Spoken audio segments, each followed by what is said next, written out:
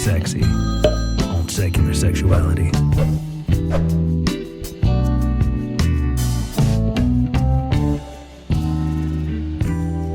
Hello, and welcome to the Secular Sexuality Holiday Retrospective and Mailbag episode. I'm Christy Powell, the ACA host voted most likely to be on the naughty list. And I'm Bianca, who will be stuffing something full of coal tonight. And we are not live. So I can't believe we're saying this to y'all, and we love you, but don't call us because we're not here. Right. We are tonight going to be going over the year 2020 and getting that SecX perspective, talking about the guests, the topics, the callers, and everything that we enjoyed from this past year, as well as what we're looking forward to for next year. We've also got some wonderful mailbag questions that will be presented by some super secret special guests. So stay tuned for that. Oh my goodness. All right. So Christy, why are we here Christmas Eve on the air? Yeah, I mean, it can be a lonely time for a lot of us atheists. There is this whole world that's being built around Christmas, around Christianity, and something that a lot of us are kind of uncomfortable with. So, at the same time, we're part of that society, right? Like we participate in that community in a lot of ways. And so, I don't know about you, V, but I will be spending time with my family, and it'll be my partner and our kiddo up in a cabin, maybe kind of trying to hide from all of the holiday festivities. But it's still sort of a special time. How do you mark this time of year? Or how do you kind of, navigate maybe some of the tension from, our Christian upbringings and some of the healing from that while also, enjoying the season? Yeah, absolutely. I love it. I love Christmas. I have a gigantic tree in my living room. I've got everything all decked out. We spent all of last weekend just running to every single different store we could think of to get as much Christmas stuff as possible and cram it into this tiny little apartment. So I'm enjoying myself. It is an interesting sense of tension because I don't know if anybody listening knows this album, but every year when I was a kid, decorating the Christmas tree, the very first album we put on was Michael W. Smith's Christmas album from 1989. And it is so heavy on the Jesus, right? It's so heavy on it. And it's Michael W. Smith, so of course. Yeah, I don't feel like I've been that triggered just by somebody's name in a very long time, right? Like that middle initial really hits. The W. It's always bad when there's a W in the middle of a name. No, but it's interesting because we put it on this weekend and I welled up. Like I was getting emotional because to me it is a beautiful album. It does remind me of my childhood and I have so many good memories attached to it. And then every so often there's just this twinge of I'm an imposter or but I don't believe this anymore. Oh, well, that's actually a harmful thing to say. Like all of this, like the little skeptic in my brain going, no, wait, just a minute, hold on. So yeah, it's interesting, but I like to play in that liminal space, right? I like to be able to see shades of gray, and I like to be able to say, okay, logically, I know what I know, and I'm still a skeptic. I'm still an atheist. I'm going to take all that. I'm going to set it aside. And I'm going to enjoy the moment, and I'm going to not allow my indoctrination to rob me of something that I truly enjoy. So yeah, it did take a little bit of time and healing to get here, but I'm here now. It's kind of awesome. Yeah, well, growing up for us, it was actually always a Neil Diamond Christmas album, and I'm pretty sure he's Jewish, so it didn't necessarily have that same emotional weight to it. Yeah. But I hear what you're saying just about navigating this time of year. So we hope that whenever or wherever you're watching this, whoever you're watching it with, that you feel loved and supported, and that you know that there is a incredible community of atheists available to you through the ACA, through all of our online portals, and hopefully we'll be able to get together in person sooner rather than later. In the meantime, though, you want to jump into our discussion about 2020? Absolutely. I'm excited about this. This was a weird year for many reasons. It Sure. actually struck me the other day. I have been doing ACA shows virtually for 10 months, which is 3 months longer than I've been doing them at the studio. So this is now my normal, right? As a new-ish host, this is how I do the shows now, and it feels normal to me. But it didn't always. So let's dive in a little bit. I guess first I'm curious about topics. It doesn't have to necessarily be, the main topic of a show, because I know we go all over the place with that. But in general, what are some areas that you love that we kind of dove into this year, and the conversations that really sparked something in you? Yeah, well, you know that I have been trying to get erotic hypnosis onto the show in some form or fashion, basically since we started doing this. So that felt like a big feather in my cap to have such an incredible performer like Eve Elliott on the show. I really loved the episode we did just recently with Annette James on the polyvagal theory.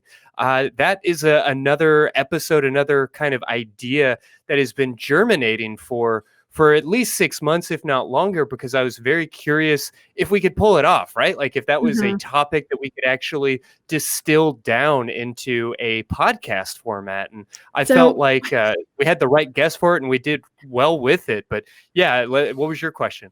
it wasn't a question so much as a funny story. So I was super excited about that episode. Love Annette. Every time she's on, I learn so much. And I was talking with my partner about polyvagal theory and how I was like, I just learned this thing and I kind of need some co-regulation right now. And he's like, polybagel? What is a What polybagel? the hell is a And so polyvagal? and so now, like, whenever we need that, like, connection with the other person to calm us down, we ask for a poly bagel, and that has become, like, the lingo for, like, "Hey, I'm anxious or I'm stressed, and I need you to co-regulate with me." So we actually took that and put it into practice in a weird way. Well, V, if you can reach just one person, it's all worth it. uh, Everything I've done is worth it now. Right? So I loved those episodes, but I guess more than anything, I feel like this year, especially going online and having this opportunity to bring in like national guests, we have discussed more variety in sexual expression than ever before. We've been able to reach out to people from the asexual community, people from the like caregiver little community, people from the leather community. I mean, we've gotten to explore all of these like different flavors and varieties of sexuality, and to me that feels like the great achievement of 2020, if we want to label it that way. I love that. And I kind of want to just also point out that we were already kind of doing this before the pandemic. Like, we were way ahead of our time. We were the only show that would actually have, Zoom in guests Yeah, no, that's true. We regularly. talked to a birth doula. We talked to Dr. Susan Block. I mean, we had a number of folks doing this, and yeah, I guess this may be the new normal for a while. We'll have to see what next year brings. Here's hoping it's a viable option moving forward. I'd like that to be kind of the feel there. But no, Uh-huh. I fully agree with you. We had some amazing people, and because everyone's kind of stuck at home, we had a pick of the litter, I guess, in Hmm. terms of who was available and who was willing to get on a call with us and have a conversation. Personally, I went through the list for this year, and I am just shocked and so happy to see the number of trans and non-binary guests we had on the show this Mm-hmm. year. I mean, of course, we have our lovely and amazing co-hosts, Serafina Smith and Rachel Watson, who are regulars on the show and shall never be forgotten. But we also were visited by Adam the Atheist and Chrissy Stroop and Billy Beard and Jesse Gender and Rudy B multiple times. Rudy B is becoming a fan favorite. We got Tristan Reese and St. Eve and Katie Montgomery and Amberly Rothfield, among others. So this is big for me. I'm so excited that this is kind of a direction that we're moving, and we're going to talk more about where we want the show to go in 2021 later. But for now, I'm just reveling in the fact that we've got this much gender diversity on the show. Yeah, and that we went from maybe in the first year, or at least in the first like 6 months of sort of stutter stepping and talking about certain subjects and talking about sexuality. And I feel like this year we had the opportunity to really talk to the people involved, like to bring in folks that really have expertise. We had a string of episodes back in September where we were talking to like the highest paid audio sex worker in the country, followed immediately by the highest paid legal sex worker in the country, followed pretty closely by like one of the most successful erotic audio or hypnotherapy or erotic hypnosis personalities on the planet. I mean, I think it was incredible that we got to speak to these amazing sex workers and not just talk about sex work, but actually talk to people in that community. I mentioned some of the different community members that we got to reach out to. We heard directly from Miss O'Kist about asexuality, and from Brett Turner about caregiver little dynamics. And we spoke to Frank Zendler at the end of the year and got I love Frank. that was just a beautiful episode and a real time capsule in a lot of ways. I mean, to hear his experience inside the atheist community. I mean, to an extent, we were talking about sort of the atheist community that was, and to get that time capsule, that picture of what it meant to be gay in Austin as an atheist in the, I mean, I think his stories, many of which were from the 40s and 50s, all the way up into the 80s. I mean, that's a pretty remarkable thing to have been able to capture on film or to participate in any kind of way. Oh yeah, no, Frank is a dear friend, and I was so happy to have him on the show. It is really interesting and heartening to see the progression, like you said, from not talking about it at all to, kind of, talking around the subject or talking about it, to actually moving into a space where we're inviting these people in and actually having these conversations with the people being affected and the people who are living these experiences. Sure. It's probably worth noting here too that when I was like going over the list and I remembered that episode with Frank, I couldn't believe that that was from this year. I mean, the jokes have already been written. There's nothing new I can add to it. But the fact that it was less than 12 calendar months ago that we did that is completely unbelievable. That must have been 5 years ago, just the way 2020 has been feeling. Oh yeah, no, some of these I remember that first Adam the Atheist episode, very first one of season 7, and I remember that like it was years ago. So this has been a weird kind of time bendy year for sure. Mhm. Oh my gosh, how about callers? What are some callers that either individual callers or as just a concept kind of hit you different this year, Christy? Mm. Well, I have to say that this year I felt like we had I don't want to say better, but just a different relationship with a lot of the callers. We have always had sort of repeat callers, but it felt like this year we moved to a place where we were more interacting with a community than just hearing from the same couple of people. And I guess what I mean by that is this year we had people that would call and tell us a story and share their experience with us, maybe ask for some tips or tricks or resources or advice. And then we would always say, we'd love to get an update. And this year we did. We got to hear back from a lot of people about how their life changed or about the changes that they made and the opportunities that they took on. And then to watch the chat community and the Facebook community, which I know we'll want to talk more about, but to watch that grow and to see that folks were gassing each other up, to watch in the chat as people are saying, "Oh, you should totally call. It'll be fine. You'll do great." And then to have them call and be willing to call back and talk about it again, and to just watch all of those interactions and to have any role in facilitating that, it was just a really beautiful thing this year. Oh yeah. And to be clear, you guys, when we tell you at the end of the call, hey, call back, let us know how things go.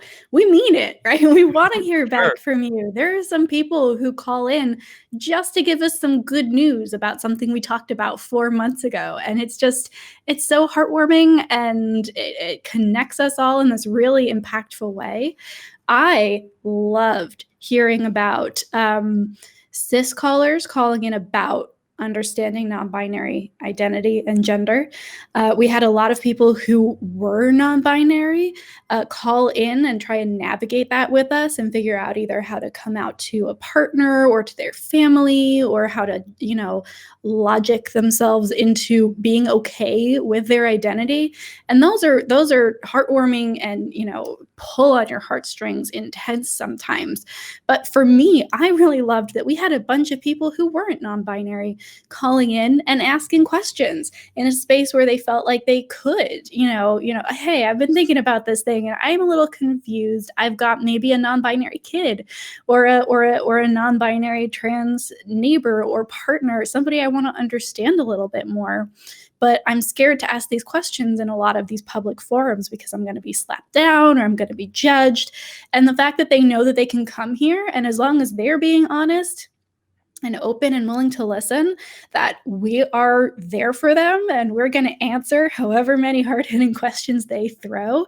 For me, that was very, very heartening and made me feel like we are, in fact, making progress here. Yeah, for sure. I guess it occurs to me that back at the studio, there would be these calls, these moments where my like drop call finger would get a little itchy, and we'd be talking to somebody, be like, "Where's this going? Where's this going?" And we have that same like functionality here, working from home. But I guess I just don't remember the last time that it felt like we really needed to use it, and that definitely is a credit to our incredible call screeners and the folks working there. But I think also just the community itself has created this really great environment where people are kind of bored with trolling. People are really interested in participating in a meaningful conversation, and it's a great thing to be a part of.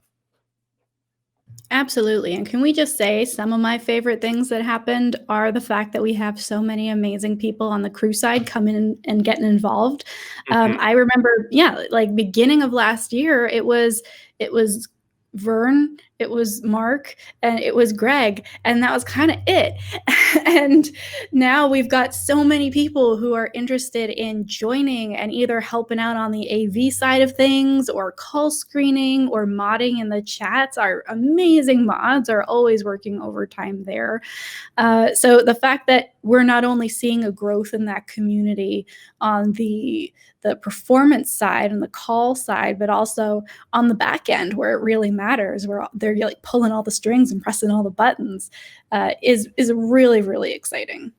Yeah, I definitely kind of long for those early times with Silas and Michelle working in the studio, and when they, weren't able to do those same things online in this new venue, but the incredible cast of characters that have kind of come in the door. We've seen just a remarkable number of new volunteers, and again, we can all sort of bemoan how long this year has been and a lot of the struggles of it. But one of the incredible opportunities for the atheist community of Austin is to be able to accept applicants and to be able to work with and see volunteers from literally all over the world has been just a really beautiful thing. Oh, fully agree.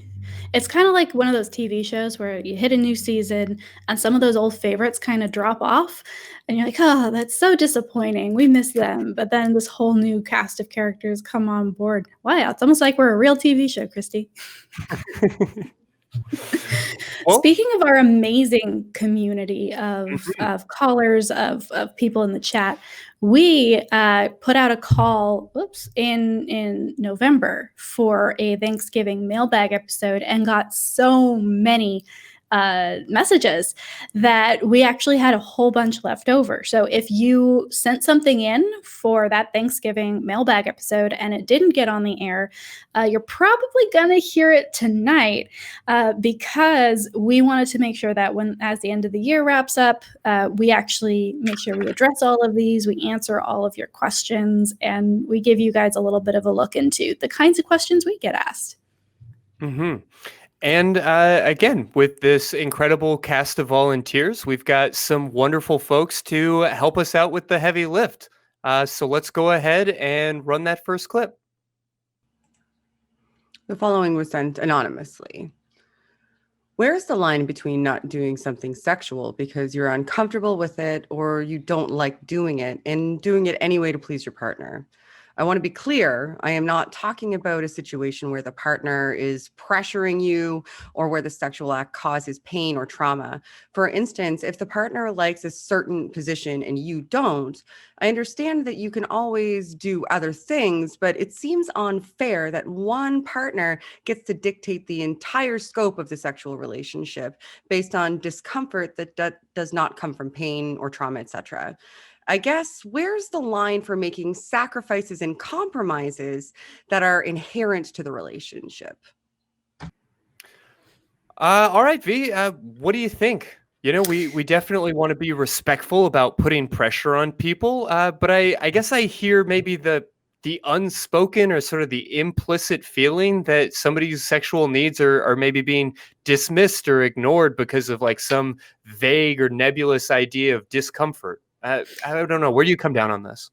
Yeah. The thing that I go back to here very often is the idea that you can be enthusiastically consenting to something and not actually be into it necessarily. So like you can fully consent to doing something and it is totally okay, even if you maybe wouldn't have had the idea that night, or maybe you're kind of tired but you really want your partner to be happy. So yeah, you're going to enthusiastically consent to having sex with them, or giving them a blowjob or something, right? Like this is not something that you are required to be just as sexually into, just as heightened, just as thirsty as your partner all the time. That's an unreasonable thing to expect in a partnership, especially a long-term one. So I think that on the one hand, and I think, Christy, you are well equipped to dive into maybe the negotiation and communication element here, but I just want to raise that flag and say, just because you might not have thought of it or you might not be fully into it, doesn't mean that it's non-consensual. You have fully formed opinions and wants and needs, and you can make the decision fully consensually, enthusiastically, and happily to set those aside for your partner if you think that that will make them happy. So I think the issue here certainly should not be I feel guilty or bad, or like I'm allowing myself to be stepped on or manipulated if I do things I don't want to do in bed, because everyone does that at some point, right? And it's not necessarily something that reneges the consent element. Yeah, if you've ever watched an episode of Paw Patrol, you know that you can enthusiastically consent to something without actually enjoying it in any kind of meaningful way. And yeah, I don't know that you want to be having a lot of sex that you don't want to be having, but I think that you have permission to. And so what it really comes down to is respecting your partner when they say like, no, this is not for me, and no, I don't want to do this, not nagging or pushing or prodding or cajoling on that, while also being the type of partner that is good giving in game. Dan Savage's concept of being GGG. You always want to be with somebody who is, good in bed. That's kind of a sexy thing to prioritize. Somebody who's giving, somebody who's willing to be compassionate and thoughtful and not selfish, but who's also game for anything. And that doesn't mean anything, but that is willing to do the thing that you want to do. That's willing to watch the movie with you, even if it's not their preference. That's willing to drive around looking at Christmas lights with you, even if they find that incredibly boring. Like, it's okay to be doing these things, even if they're not your first choice. But I guess the sense I get from this email is that there is not a lot of maybe open communication and like Yeah. loving compassion being discussed easily and casually. And I have to assume that that is something that exists outside of the bedroom as well. I don't mean to like jump in and tell a stranger about the relationship by reading between the lines here, but I do know that if you're not comfortable talking and doing nice things for each other and being compassionate in those ways outside of the bedroom, that you're definitely not going to find those communication skills in the bedroom. Beyond that, if it is kind of localized to sexuality, there's probably some shame being involved, maybe some avoidance. Maybe you use sort of the shame of sex or the shame around consent and the discomfort that goes with that as a way of shutting down communication. And I think that the writer of this needs to just be willing to accept the relationship that they have or work to change it. And I know that that's really all the options that there are, but I don't know that this needs to be centered around consent so much as communication and compassion. I like that. I like that a lot. Yeah, communication is key and it can be rough at first, right? Like a lot of us are not taught to communicate around sex. It's Hmm. something you're either good at or you're not. And you either do it or you don't. And you're kind of like shy and bashful about it and you're not supposed to talk about it. But yeah, it is extremely important to be able to say, hey, this thing I'm not really crazy about. And there's probably a reason, right? Like maybe it makes you feel a little bit too exposed, or maybe it centers on a part of your body that you have shame around or just don't really like very much. And so exploring that with your partner can also help and say, hey, I don't like let's give an example. I don't like doing doggy style because I don't like my butt, right? And I know that you're right there, you're looking at it like it's front and center for you, and that makes me feel unconscious and I get up in my head about it, right? And so maybe having that honesty, that radical honesty there, and say, hey, this is why. Not just I don't like this, not just this isn't for me, but hey, this is the reason that I'm pinpointing as the problem here. And hopefully that'll get down to the deeper root of things as well and allow you to have a bigger conversation about things beyond just the position. Yeah. Well said. You ready to jump into the next one? Absolutely. Let's do it. All right. And hit it. Phil writes in and asks, can I get your views or an overview of fluidity of identification? This is an open question without an intended direction or outcome. They go on to say, I see no limit on when or how frequently someone may change gender identity.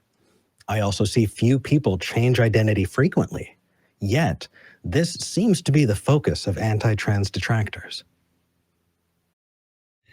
Christy, I'm getting a little bit of a what the heck? Yeah, I guess I'm struggling a little bit with some of the language here, not in a critical way, but just kind of wrapping my head around it. But I definitely recognize that one of the, I don't know, critiques, if we want to call it that, very generously, of the trans acceptance movement is what happens when people just change their minds again. And we can definitely recognize that while gender is perhaps out of our control in many ways and, genetically based and based on these different hormones and these things that we don't really have the ability to manipulate, that it can be fluid and that it does shift around.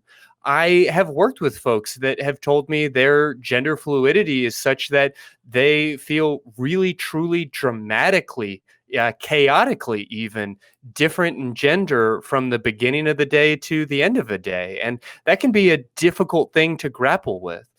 Now, I do think that in a therapeutic sense, we would often work on creating a little bit more stability just in life in general, and that a fluctuating gender doesn't need to create a chaotic lifestyle. But there are certain points that can be kind of tricky. Like it is perfectly acceptable to maybe have a new understanding or develop a better understanding of your gender, or to transition a bit from day to day to feel more masculine on some days and more feminine on other days. But I don't know that it's like practical or realistic to tell everybody on a daily basis or even on a minute by minute basis what pronoun you want to identify with. I think that it can be a little bit unrealistic to make certain expectations along those lines. And so, I'll often encourage people to maybe talk with their partner and say, like, today, this name feels more appropriate for me, and have that sort of intimacy and that connection be something that's very private, but not necessarily expected of the outside world. As far as my views beyond that, in response to the question, I think more than anything, I would say that people can have a very fluid gender. It can swirl around and be difficult to nail down, can be difficult to understand. But I don't know that that is society's problem. And I don't know really any trans folks that are working to make it society's problem. It feels more like something that the people who are already looking for excuses to be angry about trans identities are grabbing onto as if it was causing them all kinds of distress, when I really can't point to any of our social ills that are being caused by people's open expression of their gender fluidity. Yeah, so for me as a non-binary trans person, my identity doesn't fluctuate, my gender presentation does. And I think this is a key component here. I am still I am still me, I am still non-binary, I am still trans, I'm still not a woman, I'm still not a man, but how that presents might change from day to day. And I'm not saying that's everyone's experience, but that's mine. And I think that weaponizing the ability to move between different points in that gender spectrum and saying, well, because you move, you can't be trusted, and therefore I get to determine who you are, and I know you better than you do, or I get to legislate or decide what you get to do or not do based on the fact that you're okay moving around and you seem more comfortable in your gender, is a weird direction to go for me, honestly. I feel like, if anything, we should take the idea that, oh, this person knows who they are and they're comfortable exploring and going new places and maybe bouncing back and forth a little bit as confirmation that maybe they have thought about this and maybe they are being very true to who they are and that identity is very strong in them, as opposed to, oh, well, you're bouncing back and forth. Clearly, you haven't made up your mind and I can't trust you. Therefore, I know what's best. So I think that, apart from the scientific, the medical realities of all of this, I think the issue here is, don't assume you know someone better than they do, right? Don't assume that you know what someone's gender is better than they do. I guarantee you that if somebody says they're non-binary or says they are trans, they have done a whole lot more thinking and research and just diving into themselves to figure this out than you probably have as a cis person. At least in my experience, that's been the case. So I don't know, just don't assume you know better than somebody else what their gender is, and we're good. I'm good with you.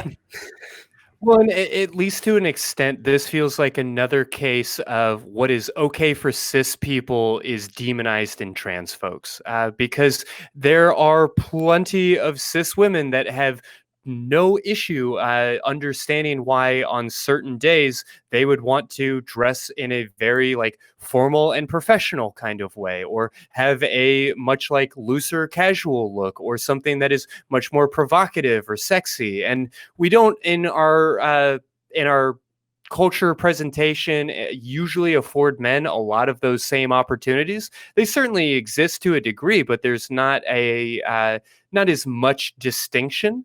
But I think that you have to recognize that that isn't just a product of the environment. It's not just a product of, oh, I'm going to a board meeting, or, oh, I'm going to a club.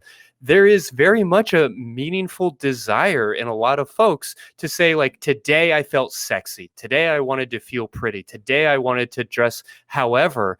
And I don't know that that is all that different, at least not in the ways that we often try to make it. I love that. I think that that's exactly right. And also, I want to point out that, yes, there are going to be people who think they might be trans, and then they try it out and they're like, you know what, maybe this isn't for me. Maybe I'm not. There's always going to be that group of people. And if they figured out who they were and they did that work to get there, that is awesome. I have only support and empathy and love for them. But the majority of trans people are trans, regardless of whether or not they present a certain way, right? We're not talking about people who are trans one day and cis the next, and then trans again and cis the next when it suits them.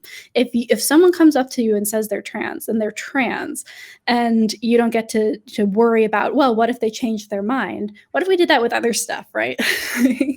Like in general, if somebody comes up to you and tells you who they are, you believe them and you trust that they know themselves. So there's really no reason to not do that here.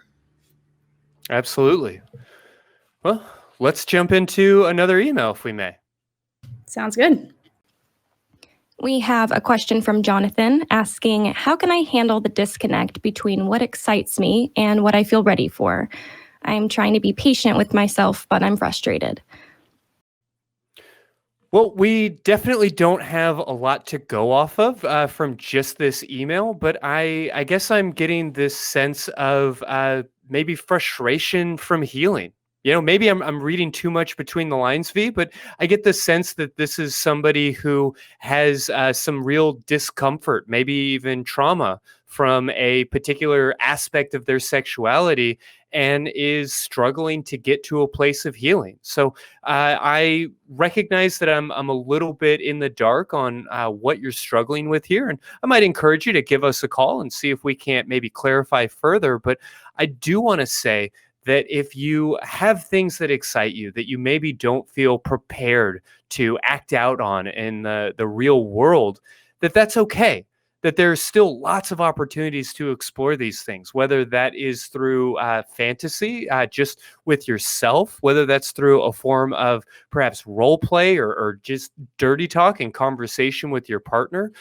This may also be a place where things like hypnosis can offer incredible opportunities. I mean, there are certainly forms of pornography that can go far beyond what you might be able to experience in real life. So whether that is some form of like erotic audio or through some form of erotic literature or video or whatever else, if there is a aspect of your sexuality that you want to engage in, but just don't feel like you're really ready to bring into quote unquote real life, you can still scratch that itch and experience this in a lot of different ways. And if that's not what you're looking for, maybe the answer is to begin to go through that healing, to take steps to inch towards bringing this thing into your real life. But I would only caution you to say that you can spend an entire lifetime bemoaning the sex that you're not having. And I would really encourage you to enjoy the sex that you are having. So if there is something that feels like it's on too high of a shelf, you're just not able to reach that right now, that's okay. And if you want to work towards that and try to heal or take other steps to have access to that part of your sexuality, I am all for that. I mean, that's literally what I do for a living. So, give me or some other wonderful professional a call. But more importantly, I would encourage you to find a little piece of acceptance and maybe a sense of joy in the sex that you are having. I really can't add too much more to that, Christy. You hit the nail on the head there. I think that I'm just going to echo from my own experience. There are things that I never thought I would do ever that in theory were interesting and exciting to me, but were very, very much off the table in real life, right? That was for the spank bank, but not for the bedroom. And it really does take being with a partner who is communicative and somebody who's willing to sit with you and work through that with you in a way that doesn't pressure you to go beyond what you're comfortable with. And if you have that, then I think everything else will fall into place in time. And of course, there are always going to be things that might be exciting in theory that you're not comfortable with in real life. And that's fine. That is absolutely okay. But I think think that as you begin to explore if this is a new relationship or if this is an existing one that you're kind of diving more deeply into, as you continue to be with your partner and express these things and give yourself and give them that space and that time, things will start coming around. I know that the patience aspect is rough, but I think it is key here. I think being patient with yourself, being patient with your partner, and making sure that you're doing things in the time that you want to do them and not before is important. All right. Well said. Let's take on another. This email is from Scott. I am FTM, female to male transgender, and I identify as a gay man. I've been seeking out relationships with other gay FTM as well as cis men. I'm having a hard time navigating the gay dating scene. I get naughty pictures right off the bat and then proceed to talking about sex. I don't want that right out of the gate. I'm looking for getting to know each other and save the sex talk for later on. Isn't there a different dynamic to gay relationships? Can you give me any advice on navigating the gay dating scene as a trans man? You know, V, I had this exact conversation earlier today, and for that reason, I really wish I had a better answer. You know, I do want to recognize that the gay dating scene, particularly the gay dating scene online, can be a bit more graphic, if you will, can be a little bit more of a rush towards sexuality. And that's not to say that gay men or gay trans men or that any particular subgroup can be described or labeled in any particular way. I recognize that our sexuality and the different social pressures and everything else on it are way too multifactorial for us to try and parse out here. But I do want to recognize that Grindr is a unique phenomena, that the experience of getting a naked picture on the very first message is a fairly common one in a lot of these communities, particularly for trans folks who are often fetishized in these sorts of spaces. And I think the most advice I could give you is to not lose heart, to make sure that you're protecting yourself and finding ways to interact with the gay community that feel comfortable and acceptable to you, while also being patient, because the dating pool is going to be a bit smaller and the community is going to be somewhat newer or less policed and protected in a lot of ways. And that's just an inherently difficult situation to be in. That doesn't mean that you're not going to be able to find incredible connection. What kinds of things can you add to that? Yeah, I do want to make sure that I say that I cannot answer for you what it's like to navigate the gay dating scene as a trans man, because that is very far from my personal experience. But there is a difference in how queer folks interact with each other on dating apps and online. And then there's a completely different environment where queer folks might be interacting with cis people. And I guess cis people can also be queer. But, somebody who is of, trans or non-binary interacting with cis people, that is its own game too. So you're kind of juggling a couple different kinds of interactions and relationships right off the bat, which is tough.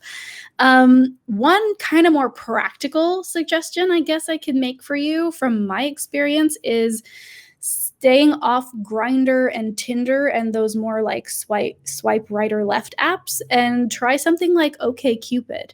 OkCupid is a little bit more inclusive in terms of the broad spectrum of people that are on it, but you can tailor it and customize it a lot. And you can add things like, hey, I'm not interested in, naked pictures right away. I want to get to know you. I'm interested in, something long term. You can customize exactly who sees you and who you see. So it does give you a little bit more control. And from my experience, the people on that app are less interested in like one night stands and certainly more interested in pursuing something, if not long term, at least, expected to go on over a couple of dates and then get a friendship going too. So in terms of practical suggestions, I guess that would be where I would start, is just maybe look at the apps that you're using and try to find something that's a little bit more your speed. Yeah, and I would direct you towards the episode we did back in May or so with Grace Wood, just talking about dating online and dating during coronavirus and everything else that goes into that. I definitely know that picking the right apps and having maybe a different mindset about how you approach these things. I'm not saying that you need to, sign up for a bunch of gold plus expensive subscriptions or whatever else. But it might be worth asking yourself the question, like, how patient am I being? How willing to invest in this am I? How much effort am I willing and able to put in? Because if you're looking for something as important as a loving relationship, you may need to be mindful about putting in like a commensurate amount of time and effort for that. And we definitely wish you the best. Yeah, for sure. Yeah, good luck. Good luck to you. And if you have questions, you would be somebody I'd be very interested to talk to, especially if you want to share some dating scene horror stories, or maybe some success stories after hearing us talk to you a little bit. So give us a call in 2021. All right, let's jump to the next email.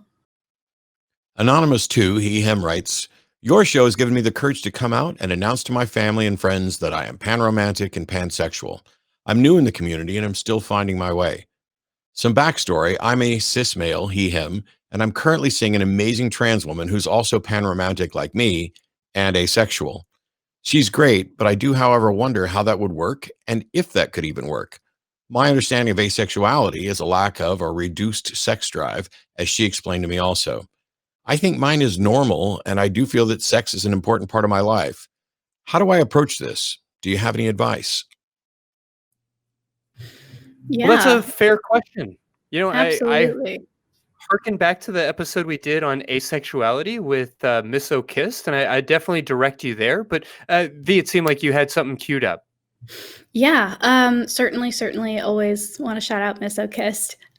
We also tend to have quite a couple people writing in with this or some variation of this question, which is, how do we align sex drives that are disparate in some way, right? Maybe one of us wants more sex, one of us wants less. How do we do that? So first, I want to say you're not alone. This is not something that you are experiencing that nobody else understands. So first of all, I'd say go to our Facebook page, right? Get in touch with our Reddit. Be active in the live chat. We have a community here, a lot of whom have had similar experiences, asked similar questions, and have come to their own conclusions. So we can give you our 2 cents, but I also really highly recommend you kind of crowdsource this answer and get as many different viewpoints as possible here. Yeah, I think part of the key is going to be negotiating the nature of this relationship. If we're going to keep doing retrospectives, I guess I'll shout out the episode we did with Marie Delafont, where we talked about designer relationships and about maybe the responsibility, if not obligation, to be negotiating our relationships. So often we are just sort of handed this expectation, what we often will call like an escalator relationship, where there is a expectation that you become friends or acquaintances and then friends, and then you go out on a few dates, and then you get the first kiss, and then that leads to sex for the first time, and eventually the relationship leads in these like very specific directions and is required to include all of these specific things that you're told your partner is supposed to be your best friend and your only sex partner and your business partner, and there are all of these like expectations and obligations, your co-parent, like all of these things supposed to be bundled up into the same human. And I just don't know that you're ever going to find anybody that you line up with perfectly on every single one of these topics or every single one of these issues. And that's okay. I don't know that anybody needs to be your everything. I don't know that anybody should be your everything. And if there are things in this relationship that aren't quite meeting your needs, there may be some other ways of going about that. The one obvious thing to talk about would be non-monogamy. A lot of ace folks do experience a sort of mono-poly relationship where their partner will have other partners to scratch that sexual itch. But I don't want to make it seem as if that's the expectation or that's the most common way of going about it. I think more than that, it's going to be discussing and expressing your sexual needs and finding ways to meet in the middle. The sexuality might be having occasional sexual encounters with one another, maybe adding on to that increased sexual encounters with yourself, perhaps having some level of monogamish or other form of non-monogamous relationship where you're having occasional sexual partners with somebody else. There are a lot of ways of approaching this, and there are a lot of ways of being in this relationship and getting your needs met, but they're all going to require you to communicate and understand and negotiate each other's needs. I also think it's important to highlight that asexuality is a spectrum, right? And from what you're saying about your partner, it sounds like she is not sex repulsed, which is good.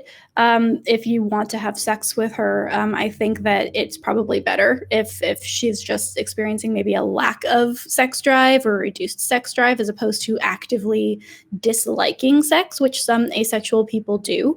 So if she is just not as sexual as you, or does not have a sex drive necessarily, I think that's an important thing to suss out as well, and make sure that that's that you're understanding that correctly, because something that might be possible with somebody who just has a reduced sex drive wouldn't necessarily be possible for somebody who is sex repulsed. So I'd say make sure you have continuing conversations with her and make sure that she is feeling like she can open up and be honest about this, because I know a lot of the time there's also that pressure from the outside to be sexual, right? If you're not sexual, there's something wrong with you. If you don't want sex, then you must be broken in some way. So she might also be downplaying how much she doesn't want sex. I'm not saying that's the case, but it could be. So make sure that she feels safe to open up to you, to give you the information you need to make a wise decision in terms of making those compromises, like Christy said. Yeah, it really all comes down to that conversation and communication. So we hope the best for you, and please feel free to let us know how it goes. Absolutely. All right. So we have one last email, which is actually two emails, because we got two questions that were so close that I kind of put them all together and smushed them into one big one. So Let's look at this last one. This next email is actually two emails, but since they have such similar questions, we're going to read them together. So the first one is from FaZe, and FaZe asks, some people use the acronym GRSM instead of the typical acronym LGBTQ+. They say it's intended to be more inclusive. I'm just wondering if you have strong thoughts about GRSM either way, or if you have any insights as to why GRSM doesn't seem to be in widespread use. And Richard asks, are LGBT or LGBTQ or LGBTQ+ good labels? And if not, what might be a better one, especially given the mainstream prevalence of this label? Well, V, I know that this is a question that, sits squarely for you. You're the one with the neologisms and the linguistic abilities and everything else. I guess I would say that I like GRSM in like an academic sense. I feel like it gets the job done. Gender, relational, and sexual minorities really covers all of your bases. What I also know is that I have never been to a pride parade where anybody actually used it outside of like some really stiff square booth. I just don't know that folks in the community use that term, and perhaps they should. Perhaps we can normalize that, and I'm on board with that. But I know that we use the word queer on this show for the most part, and we do so for a reason. So I don't know. Walk me through it. Yeah, I'm right there with you. I love the fact that we can rehabilitate the word queer. I think it works on various levels. It's amorphous enough to be able to address a whole variety of things, and even things that might not be necessarily under the LGBTQ spectrum, like polyamory and open relationships and relationship styles, as well as gender and sexuality. So I really like that term because it's a bigger umbrella, and I'm all about bigger umbrellas. But I think you hit the nail on the head there with the sterility almost of GRSM. I think it works really well if you're talking about it from a socio-political angle, right? Gender, romantic, sexual minorities. Yeah, that's a group of people who we should be listening to, who might have lobbying power, who might, vote. And so we want to pay attention to them as a group, and make sure that they're protected, and make sure that they have legislation that backs all that up and all of this. But nobody walks around going, yeah, I've got pride, I'm a minority. Like, that's not where we find that pride, that glow, that desire to be with other people in that community, right? It's not necessarily something that we hold as our identities.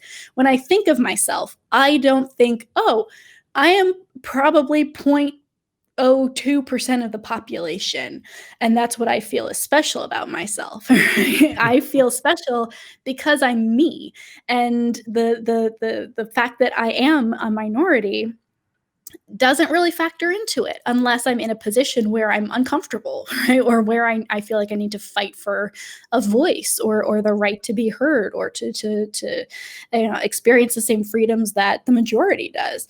So I think that in a way it's very useful, and I think we should continue to use it in that context. But I don't see it as a one-to-one comparison to the LGBTQ plus label. Now, the LGBTQ plus label has its own issues, right? That plus is doing a whole lot of legwork, and kind of pushing a whole bunch of those gender identities and sexualities to the side to randomly highlight, the first 4 or 5 letters there. So there is that issue as well. So we try and use it to be inclusive and to be, I know a lot of people don't necessarily like the word queer, especially if they have negative connotations with it. So an alternative to queer is LGBTQ+. But again, a lot of people on the ace spectrum, or pansexual people, or non-binary people, or intersex people, like there are a whole groups of people who feel kind of dissed by that little plus sign, and rightly so. There's no reason we're highlighting some over others. So I think that we still have a lot of work to do in this area. I think that we don't need to pick one and go with it and use it in all cases. There doesn't need to be just one word, but if we had to pick one word, I personally would pick queer. Sure. And I'll say that in my professional writing, I'll usually say LGBTQ+. I'll occasionally say GRSM, depending on what the context is or what I'm trying to express.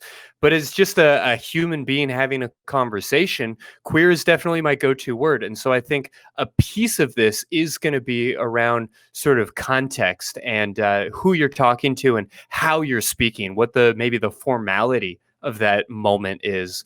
But it's worth noting that our language kind of sucks, and that's all right. We can still use it. We can still work within it, even if it's not necessarily meeting all of our needs.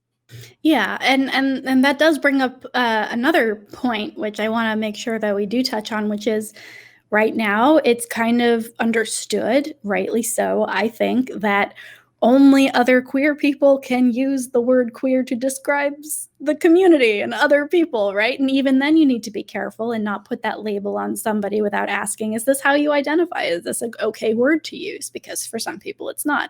So making that the mainstream word, on one end would take a lot of the power out of the slur that it originally was, but still there is that icky feeling of, okay, so what, a bunch of cis people are going to start walking around, using this word in a way that is uncomfortable and has this baggage and this history. So Yeah, it certainly is a conversation for another time. In fact, I would love to do an entire episode on this if we could get a linguist up in here at some point.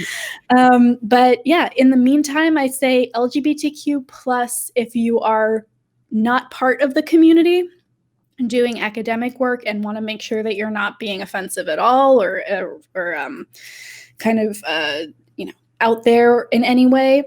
If you are part of the community, you have the right to say the word queer, right? That is your word. If you want it, you can use it. And no one can make you feel bad for using it to describe yourself. And GRSM, I guess, can be also used in political or social contexts where we need to focus on the fact that this group is a minority. But again, not a one-to-one comparison. Sure. Well, and I think it may be worth pointing out that it's always an adjective, right? Like always, he's queer or she's queer, never the queer or a queer. Exactly. Well, it's the same with everything. A gay or a trans. Gay. Just don't make it a noun and you'll be a little better. Yeah. Well, hopefully we did a decent enough job on sort of defining that term. That may be, if you boil it down, like the central goal of what we've been working to do here all year. And I guess I'm curious about looking back, what you feel proud of this year. You know, we've kind of highlighted some of our favorite moments and some of our favorite pieces. But how do you feel this year went, V? I am so excited about the direction that the show is taking. I think that it's really starting to crystallize its message and what it's about a little bit more. And if you go back to our early podcasts on our podcast apps, you'll see the original iteration of Secular Sexuality, which is hosted by Dr. Daryl Ray, and is this amazing primer on discussing sex and sexuality outside of a religious context. And we've kind of changed direction a little bit. We don't necessarily talk only about sex. In fact, a lot of our conversations revolve around other things like relationship styles and gender identity and interpersonal communication around, therapeutic topics. So I think that we're both expanding, but also really realizing that specific niche that we fill, and we're starting to fill it really well. I think I'm really excited to see where 2021 is going to take us in that regard. Yeah, I think that is a important component of all of this, getting just sort of our feet under us. And yeah, we talked about the transition to online and how that impacted all of this. But I think that there's a lot to be proud of about sort of the tone or the message of the show. And it feels nice to have that maybe a little bit more sorted. How about you, Christy? What's something that you really liked about this last year? Just the caliber and the quality of the guests that we were able to bring in. It really is worth noting the remarkable relationships. I mean, as a sex therapist, I've already gotten to interview like some of my heroes. As a consumer of pornography, I've gotten to interview some of my heroes. It's pretty incredible the folks that we've been able to talk to. And, when we first started out, most of this show was just me going through my own black book and kind of twisting the arms of some of the sex therapists and relative experts that I know. But to go so close to the source has been really remarkable. Oh my gosh, I know that I've learned so much this last year, just in terms of the kinds of people that we've brought on to talk about these. These are really pioneers in their fields, right? Where we're talking to people on the ground floor of some of these communities and some of these therapies and all of this. And I am just so lucky to be here. I also want to bring up, before we move on, that we are growing in terms of the community itself. I remember at the beginning of the year, we would have 20, maybe 30 live viewers per episode tops. And now we're consistently up there in the 60s and the 70s, which is like a 200% increase. So I'm pretty. I didn't get into this field to math fee. That's not why we're here. It's Uh, probably wrong anyway, so but but no, it has been great to see it grow. Yeah, go on.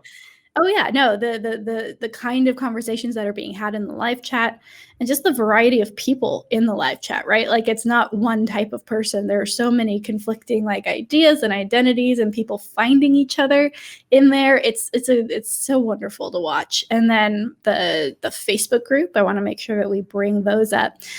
We have a Facebook group, Secular Sexuality Fan Group. It's not necessarily a part of the ACA. It's by fans. It's for fans. But it's grown like crazy over this last couple of weeks and months. And I am just so stoked. I know a lot of our mailbag episodes came from that Facebook group.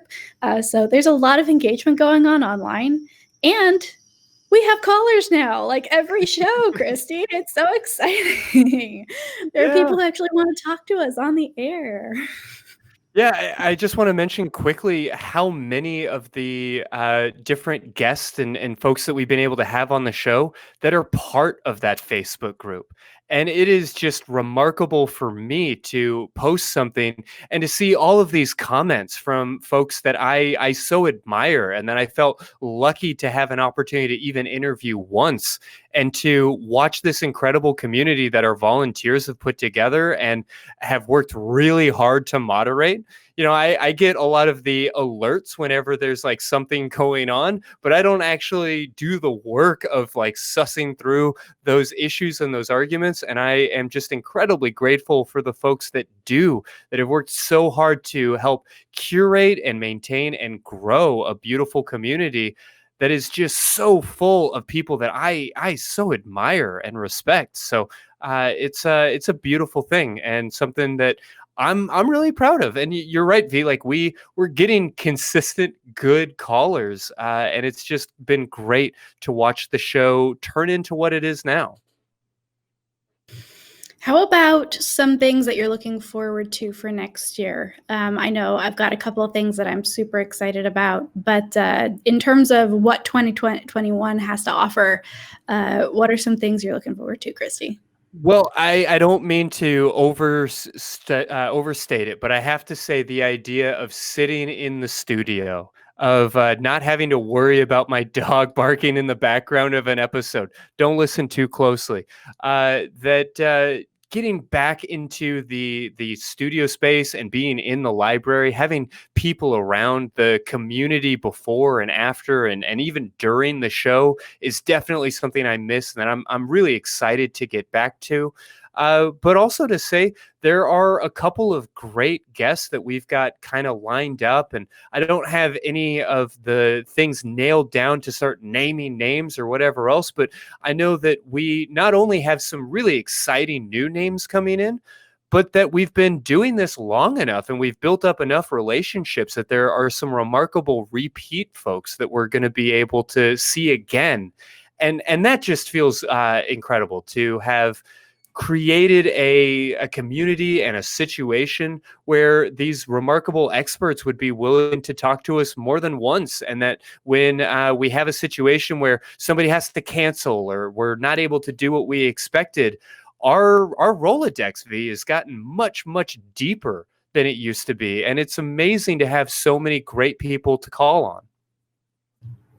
Speaking of great people to call on, I'm super excited because some of the repeat hosts that you're seeing more and more of these last couple of months are going to be getting even more familiar with y'all. We are going to be kind of reviving that old AXP format, going back to the ACA's roots of introducing a couple more co-hosts to the equation. So we're always going to have like 4 or 5 people who are going to be on in different combinations and tackling these ideas together, hopefully in ways that always highlight their experiences and what they can bring to the table in terms of topic, in terms of guests, and in terms of callers. So 2021 is going to be exciting because you're going to get to see some well-known faces a little bit more, which is always a good thing here. Definitely something to look forward to. Beyond that, is there anything on your radar, anything that you're hopeful for? Honestly, Christy, I'm just excited to continue this journey with you. You've been a great co-host this last year. You've been prompt, guys. You don't know how much work Christy does behind the scenes too. Like, I'll show up and I'll do my part, and I'll forget a meeting here and there. But like, I can rely on this guy, Christy. You're awesome, and I'm excited to go into 2021 with you. Yeah, and I'm excited about this role of helping manage and put everything together. The kind of big picture future of this thing feels really safe in your hands. So I'm super excited. I'm super grateful for everything that we've been able to build here, and for the remarkable folks that you don't see on the camera that have helped put that together. Yeah. You know, as we said, that crew, that cast of characters has really expanded, and we're incredibly thankful for each of them. Absolutely. All right. I want to make sure that we say happy holidays, Merry Christmas, Happy Hanukkah, and everything in between. We are going to be doing something fun this upcoming week as well, because it turns out that the end of the year, Thursdays get a little busy. So our next show would fall on New Year's Eve. So instead of doing our regular live call-in show that week, next week we're actually going to be doing something super fun and exciting. It's kind of an inter-show get-together. So you're going to see people from all over the ACA, all the different shows, all those faces you know and love. So more on that soon. But we will be back live, ready to take your calls on January 7th, 2021. All right, Christy, you want to take us out last time in 2020? Yeah, I guess so. I guess regardless of where you are, or regardless of who you're with, we hope that you feel loved and surrounded during this holiday season, and that if you have the opportunity, that you should take a moment and give yourself a big old orgasm. Or better yet, give somebody else one.